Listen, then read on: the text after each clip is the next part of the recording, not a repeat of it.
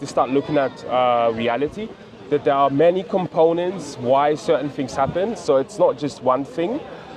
And it's about, more importantly, understanding like the human nature. How is human? Like, we're very tribal, you know, we can be very tribal, you know, be very territorial, you know. I mean, you come from a place in Europe where, like, for hundreds of years there was like loads of conflicts between the Spanish, the Portuguese, Dutch, right? Everyone. Right. And that's also a lot about religion. That also has to do a lot with religion. Yeah. We learned about it this year in school, actually. Yeah.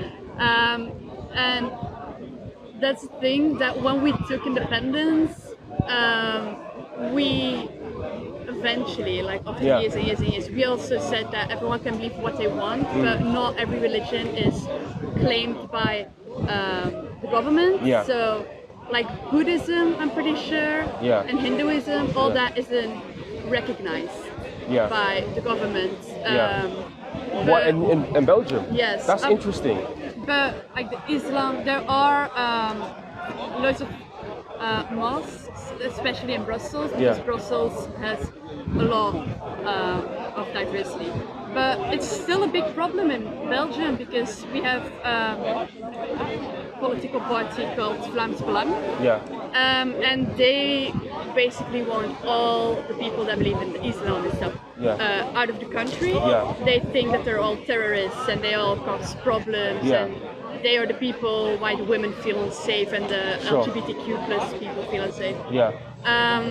Luckily, we have kind of ignored a lot of their comments and not ignored, because it is important to recognize other people, but we have debated a lot.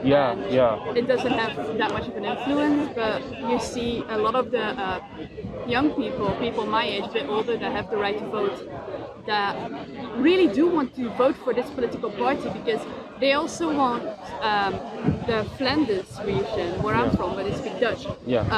They want it to be alone. They don't want to belong to Wallonia and stuff anymore. So that's why people start voting. So are you from there? You're from here, right? No, I'm from here.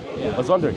So that's you said a lot of stuff that's very interesting. You know, so it's a lot of politics, it's history, it's immigration policies.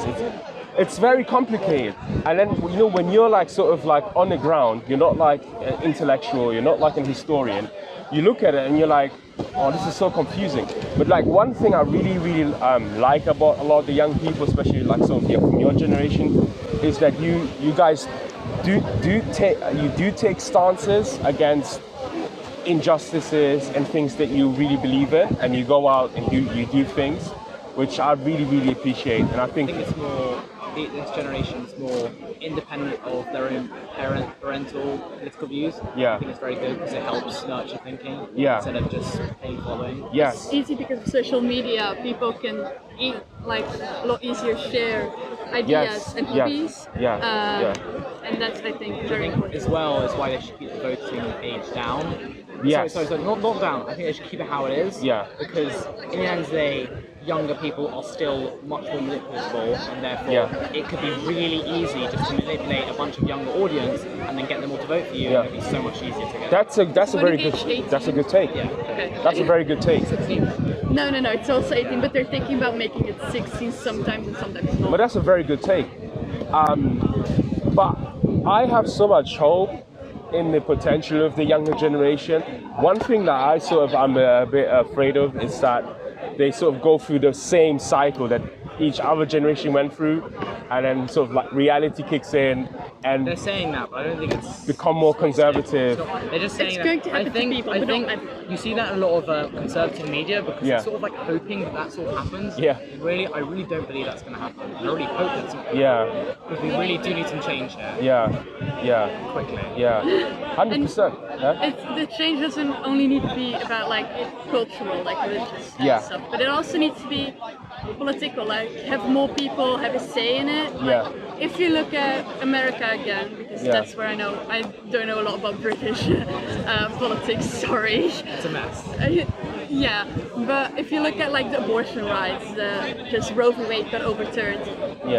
But it was mostly like straight, white, old men that are Catholic. Thank you. Appreciate that. Thank you. So, in terms of like traditional, because it's really what they're claiming is conservatism. They're claiming they're trying to conserve sanctified religious, but I don't understand that because like the Islam and Jewish religion is also it's called conservative. It's conserving the old sort of way. Everything is old. Let's be honest. Yeah.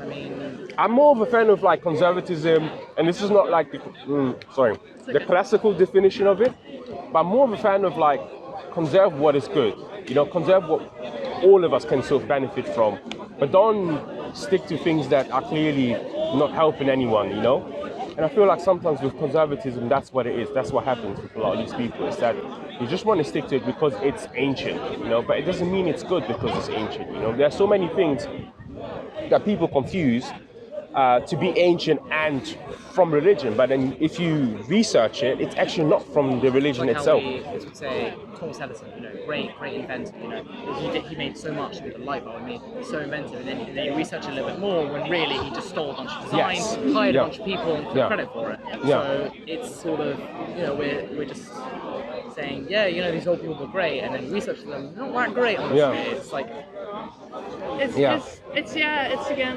we've been taught Thomas Edison invented light bulb by school, and I'm not shitting on the school education, although I kind of am, but there are a lot of things that could improve with school education, and also in Belgium, but I've seen it here too.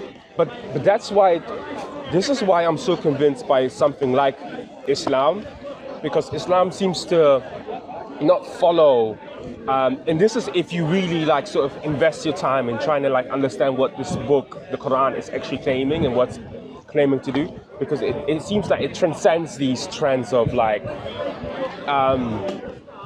sort of like contemporaneous sort of like, so the Quran is, to me, it seems like it's a book that it speaks to every single time at a given time, and it suggests, because it speaks to the very deepest sort of inner workings of what makes a human being, Like, for example, if you think about like conservatism, all these white cis, man, a lot is to do with ego. It's an ego thing as well.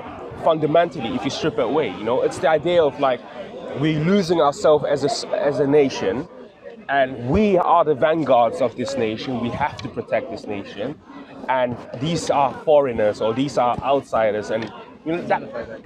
Yeah, so if you look at it from a human psychological perspective, it's really to do with like pride and arrogance almost. My way of thinking is the best. I feel like that's what religion addresses, especially Islam. It addresses these things, and it says to you that do not be a tyrant. Don't be tyrannical on earth and force people and subjugate people to like, forcefully.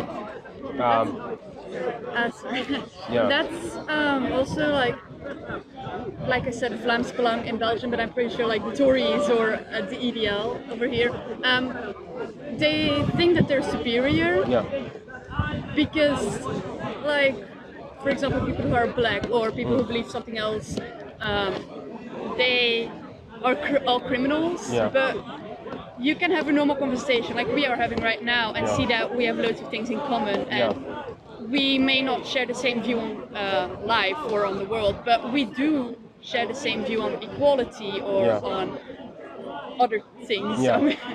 So that's the thing that I don't understand. You see, this is a question I ask myself all the time, okay? As someone who lives sort of in the modern world, as a Muslim, who wants to really understand the place that I live in, and I really want to understand that the religion that I believe in, like how do I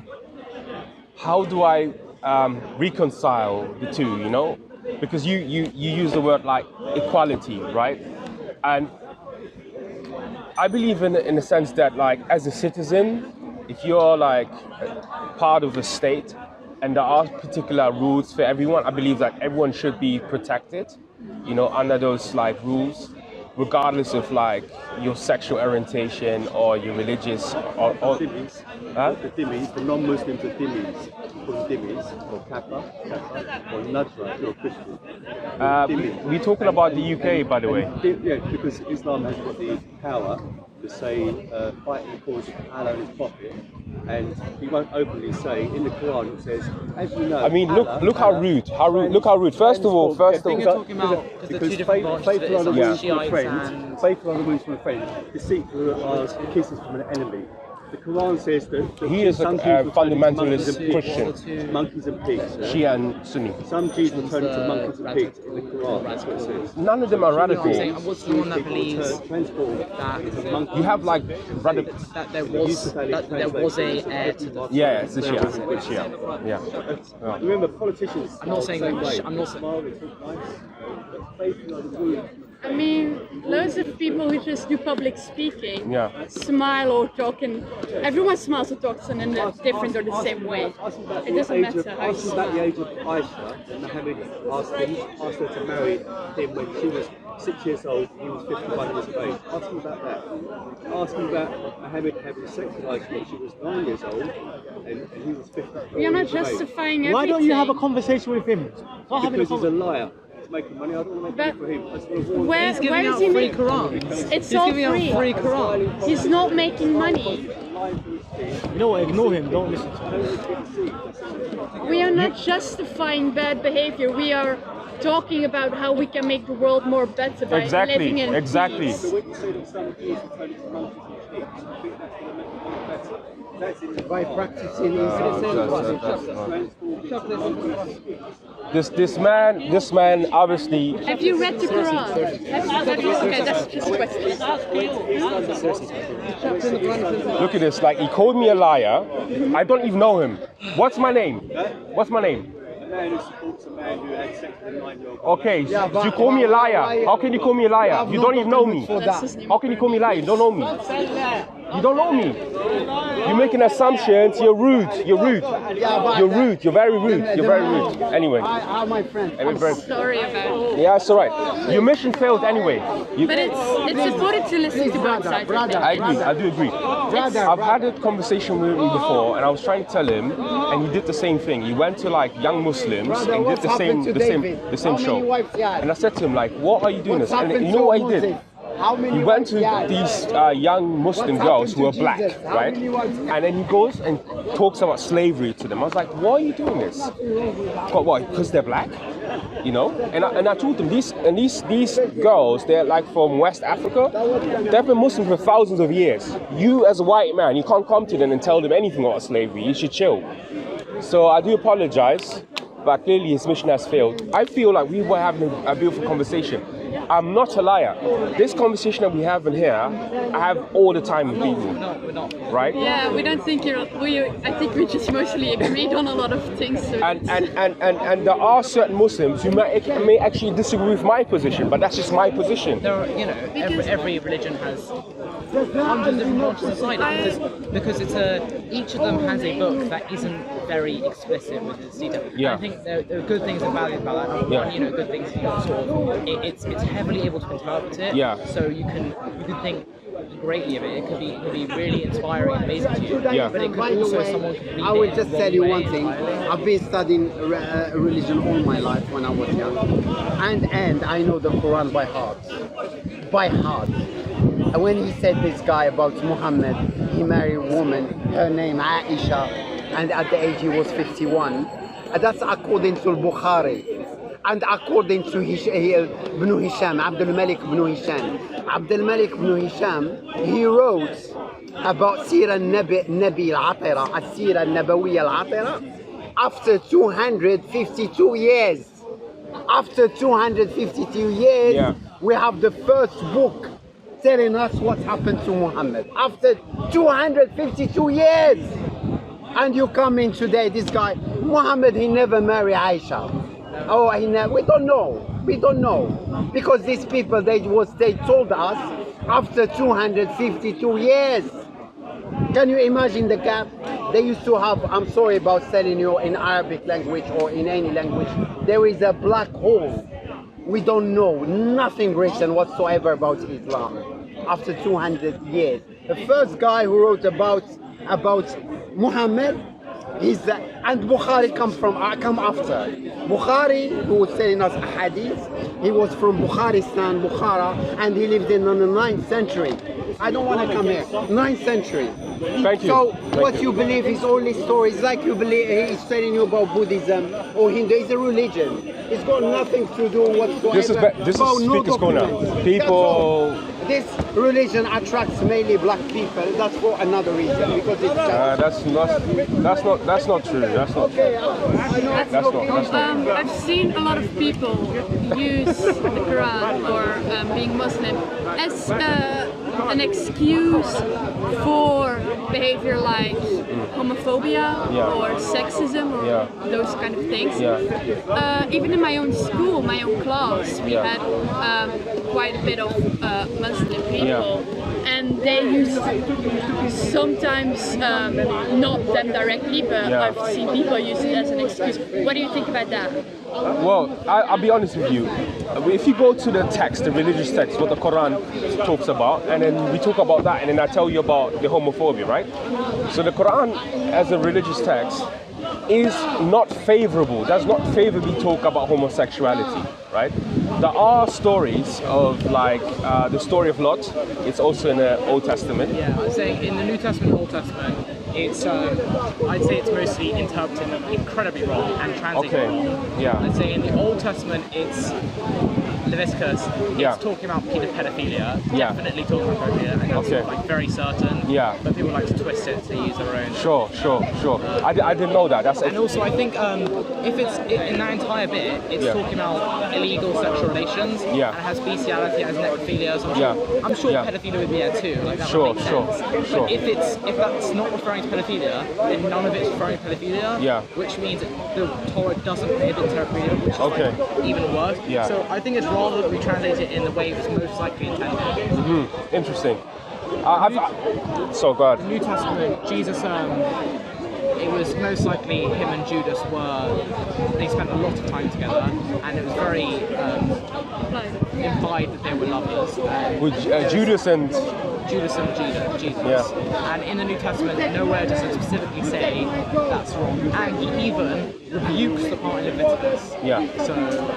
So from the Islamic point of view, like the Quran does not speak favorably of homosexuality. So it is not something that is promoted or supported.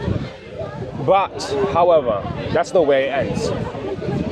The Islamic position on this has been for a very long time that if someone happens to have homosexual tendencies, then the person is not condemned for that. The person is not condemned for loving another human being or another man.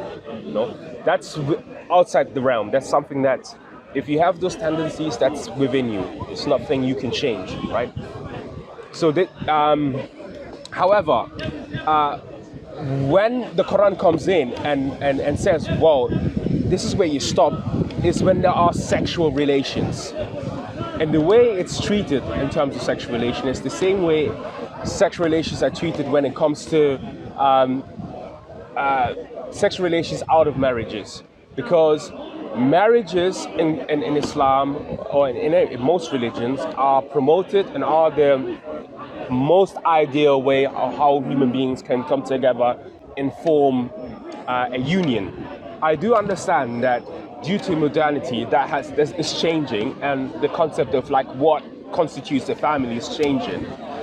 But from a traditional position or from a religious position, the most ideal way is marriage. So if a homosexual was to engage in sexual intercourse, that would have a similar view like someone, if I was married and I would sleep around, you know.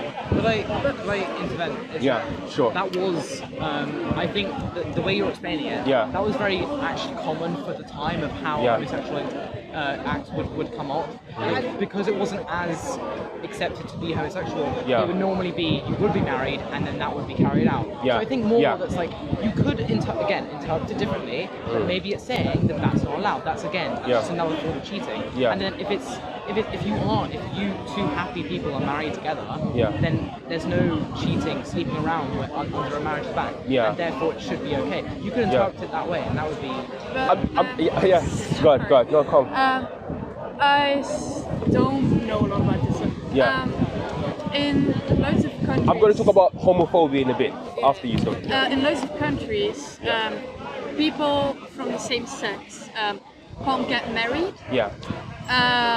And these are also like countries where the Islam is present. Not only that, obviously.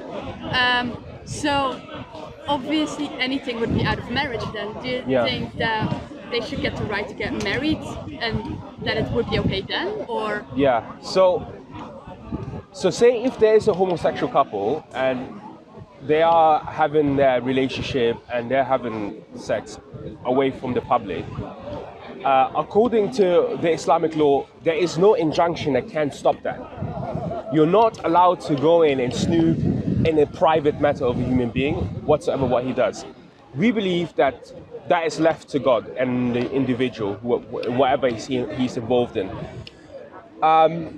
The traditional way of what constitutes a nikah, a marriage, is that it's two families coming together, which constitute of a male, like biologically understanding, and a female biologically understanding coming together. That's what makes a marriage.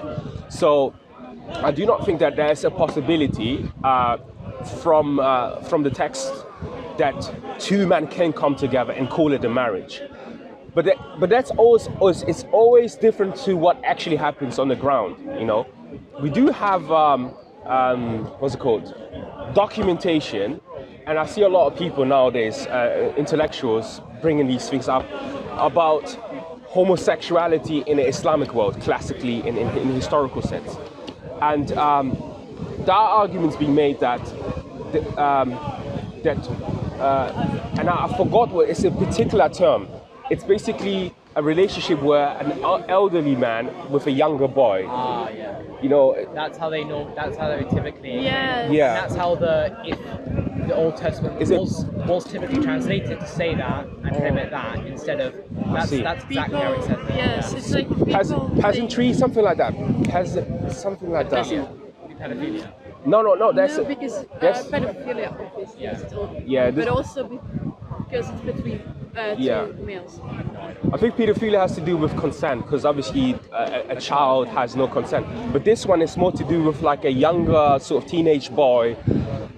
It's called peasantry, something like that. I forgot the name. But like the Greeks practiced this and the Romans practiced this. Now we have documentation that these things were taking place in Islamic countries.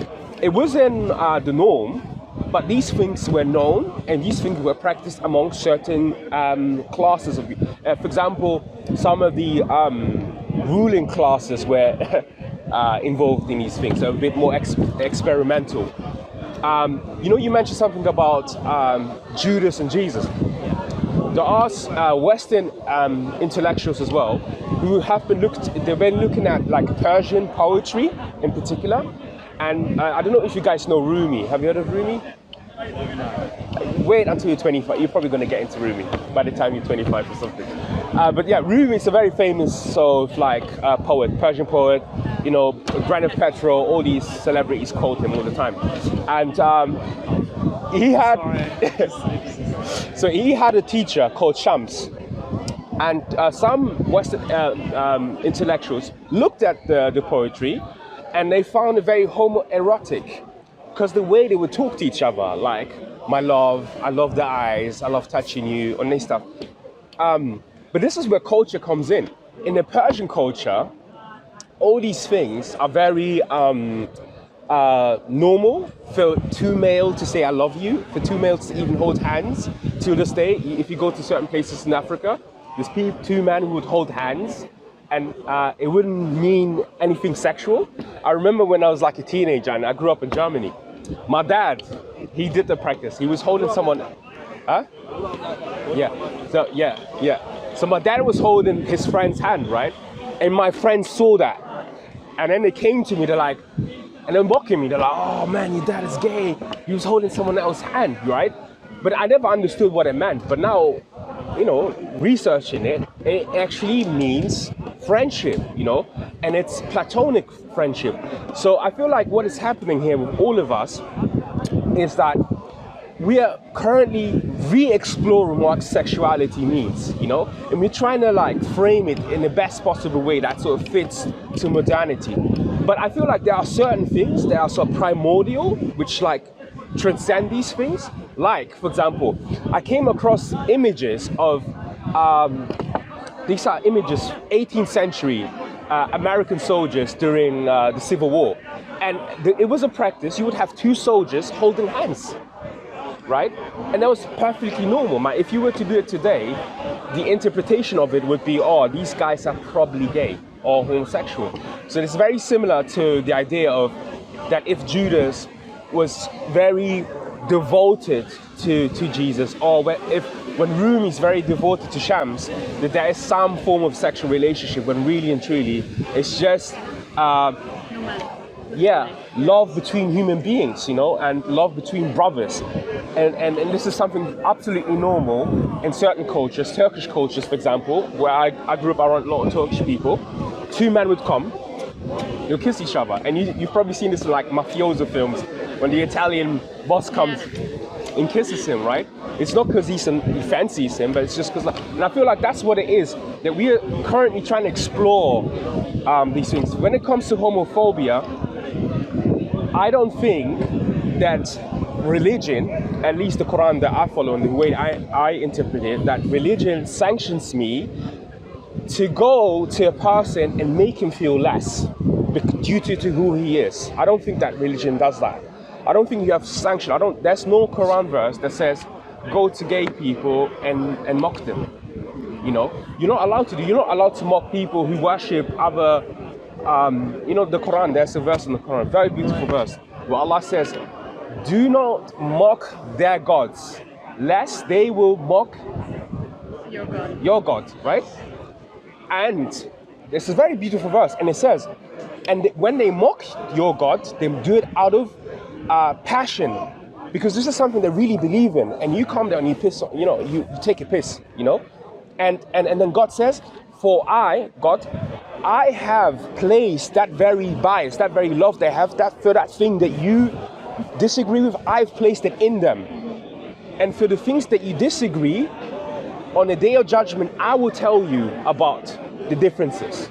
You see, so to me, that verse it's a call to pluralism. You know, in society, that you will come across people who have not the same opinion as you, who do not believe what you want to believe. It doesn't matter what you say to them. They have a bias, yeah? But in order to create cohesion in society, I think the worst thing is by mocking someone. So for those people who do profess to be Muslims in your class, mocking and then again do it under the guise of religion, I don't see where they're getting the justification from. The thing I get out of religion, what I see, is that most religion stands for peace between all human beings. Yeah.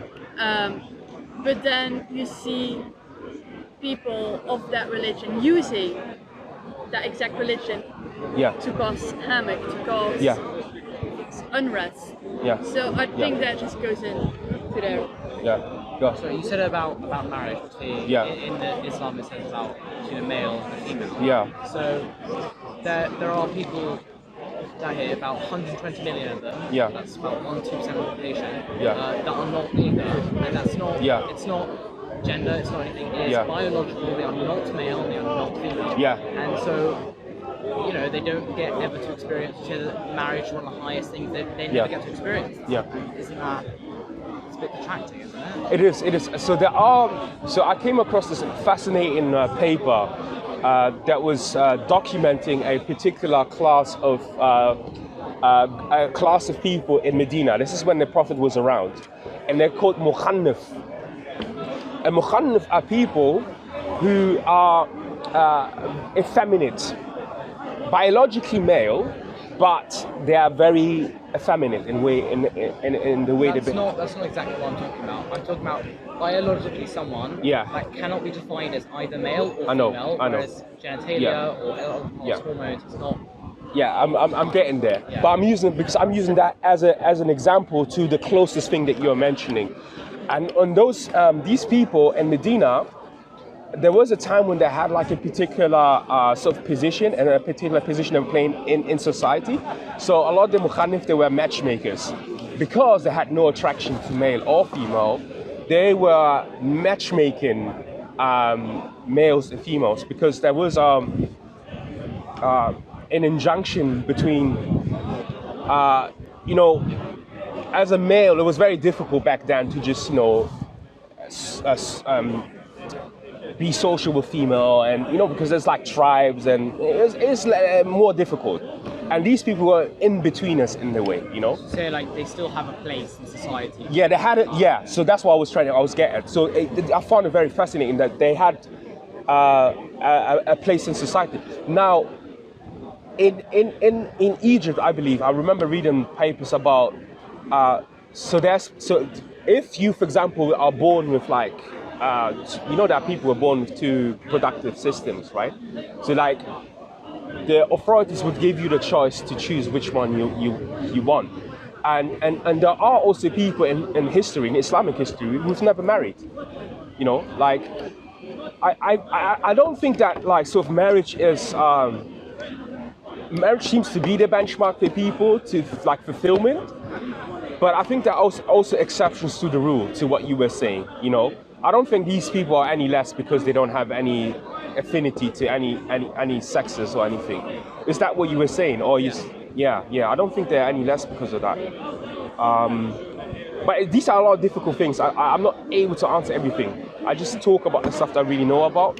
But thank you. What was your name? My name's Aaron. Aaron. Yeah. And you're Enea. Enea. Nice meeting you. But thank you very much. It's been a pleasant conversation. Thank you.